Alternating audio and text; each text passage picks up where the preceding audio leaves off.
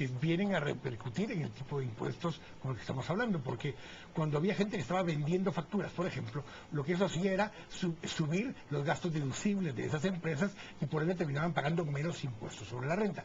Los últimos 2 años hubo un actuar muy fuerte, tanto el Ministerio Público como la SAT, por identificar a ese tipo de empresas que lo estaban usando.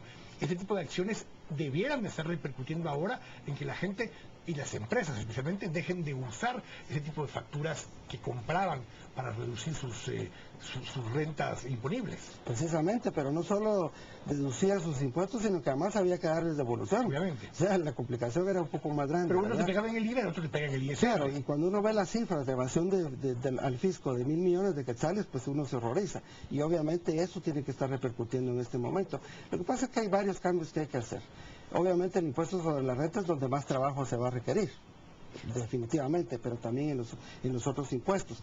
Adicionalmente a esto, el trabajo de fiscalización es fundamental, porque la administración tributaria trabaja sobre el análisis de riesgo en cada uno de los impuestos y decide que un impuesto, si es más factible su evasión, pues le tiene que hacer un trabajo extraordinario donde implica que hay que hacer fiscalización. Una vez que se pagó un impuesto, hay que ir a revisar si los impuestos que se pagaron son los correctos o no. Entonces ahí es donde el esfuerzo administrativo de la SAT debe de dar esos recursos que el Estado necesita. Aún así, cuando uno revisa las cifras y el presupuesto que estamos presentando, las cifras son insuficientes para hacer lo que se quiere en Guatemala. Uno está viendo que la carga tributaria no llega más que al 12% con este esfuerzo.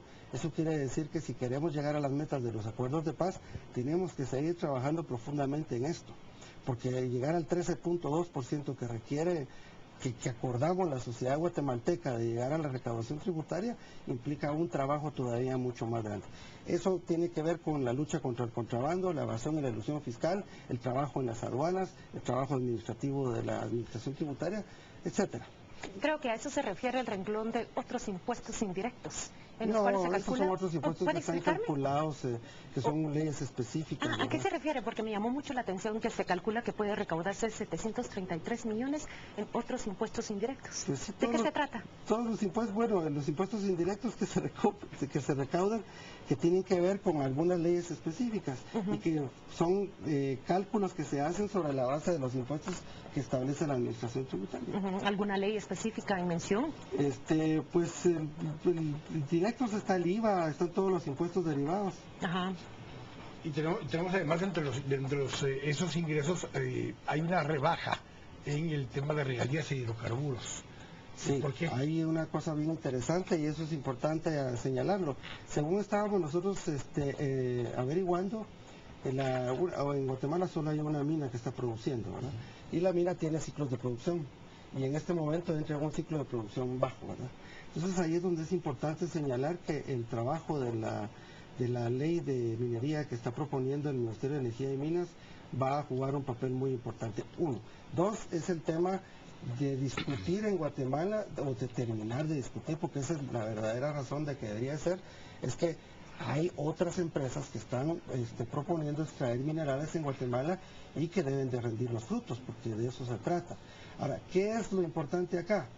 Que subir del 1 al 5% de forma voluntaria no es suficiente. Esto necesita una ley. ¿Y ese 4% adicional dónde está registrado en las cuentas? No está registrado en las cuentas. Eso, ahorita está aportado como una donación. Prácticamente es una donación porque es una donación voluntaria que hace la minera al gobierno de Guatemala. Pero una ley debe regularlo. Debe regularlo de una forma... Ya está propuesta, ya está en la iniciativa de ley. Lo que hace falta es que se discuta en el Congreso de la República y se apruebe de la forma más urgente. Bueno, para terminar de hablar del tema de ingresos, el tema de ISR, hay un tema del que no hablamos. La actualización tributaria generó también una diferente tasa para el próximo año para un porcentaje importante de la población en el tema de facturación de servicios, pero también modificó el mínimo vital y modifica el número de personas que ahora van a estar abonando al ISR. Hablemos un poco de eso porque siempre se discute mucho que se le sube impuesto a los mismos, y sin embargo en esta plataforma hay mucha más gente que va a estar pagando impuestos sobre la renta. Claro, la eliminación de las reducciones que se hacen al IVA que era el canibalismo que producía un impuesto hacia el otro, se eliminó, y esto lo que hizo fue ampliar la base tributaria.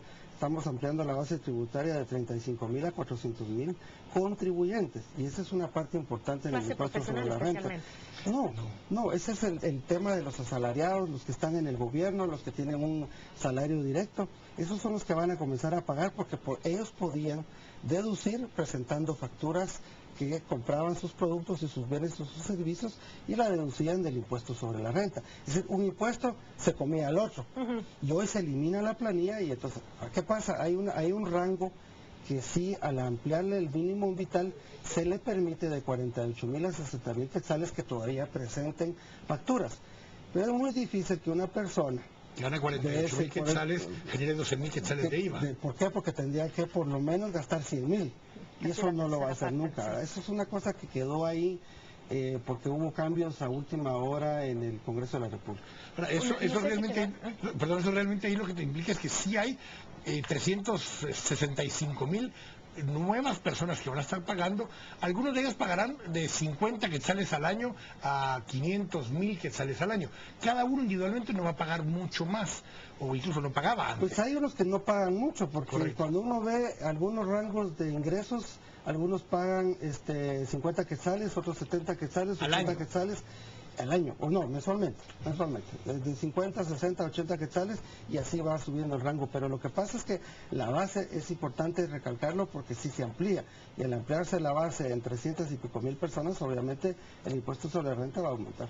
A la gente no le preocupa ya solo tanto el lado del ingreso, sino que ahora dice, ok, bueno, se va a recaudar más, van a tener más ingresos del lado del Estado, pero ahora lo que preocupa es el lado del gasto. Si la forma en que se va a hacer, cómo se va a estructurar la parte del gasto, las prioridades que se tiene del lado del gasto, y es una de las partes que ahora empieza la siguiente preocupación, porque nos han enviado varios mensajes en el Facebook donde nos plantean ese tipo de cosas. Pero hay una pregunta que me queda del lado de los ingresos. También a mí me queda una pregunta del lado de los donde ingresos. lo preguntan aquí también en el Facebook, le dicen esa relación de la que hablaba hace un momento el ministro entre la SAT y el Ministerio de Finanzas, si está terminando de depurarse técnicamente y se va a llegar nuevamente a ese convenio que se tiene que llegar de mutuo acuerdo.